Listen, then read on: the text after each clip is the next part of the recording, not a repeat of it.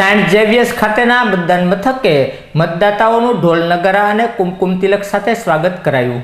Saint Xavier's school ખાતે લોકસભાના મતદાન મથકનું આયોજન કરવામાં આવ્યું હતું। આ મતદાન મથકે શાળા સંચાલકો દ્વારા મતદાતાઓને ઢોલ નગારા અને કુમકુમ તિલક સાથે સ્વાગત કરવામાં આવતા મતદારોમાં અનેરો ઉત્સાહ જોવા મળ્યો હતો।